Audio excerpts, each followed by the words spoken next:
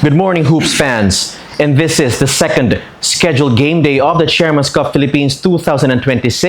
For the first game, Team Aklan edging Team Cagayan de Oro with a score of 75 to 73. And I'm here with the winning coach from Team Aklan, Coach Miko Mangilog.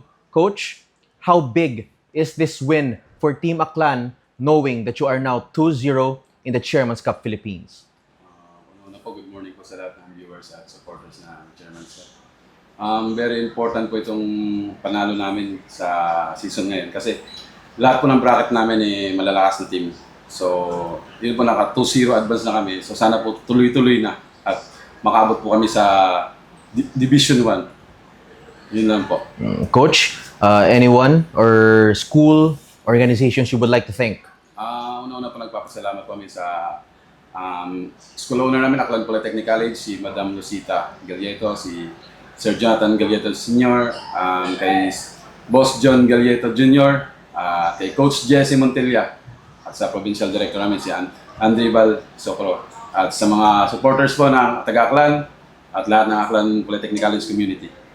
That is the winning coach for Team Aklan, Coach Miko Mangilog, for the post-game interview. And we're back in the Chairman's Cup Philippines post-game interview. After the winning coach of Team Aklan, we have the best player of the game, Kobe Bryant. Wait lang.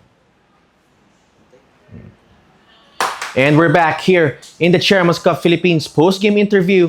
After the winning coach of Team Aklan, we have the best player of the game, Kobe Bryant Helito, posting 16 points, 4 rebounds, 2 steals, and 1 assist. So for you, sa performance mo ngayon, what did you think ang nag-stand out para tulungan mo ang Team Aklan sa panalong ito? Sa pag-usap-usap po namin sa loob ng court, tas teamwork. Tas sa mga tinuro na aming coach, aming ginawa para makuha namin yung pangalawang panalo namin. Okay, very brief and concise. May gusto ka bang pasalamatan? Thank you po sa boss namin, Boss John Galito, tas kay Madam, at sa aming coaches, Coach Miko Mangilog, Coach Jim Joshua Agap, tsaka sa aming manager, Lance Marte.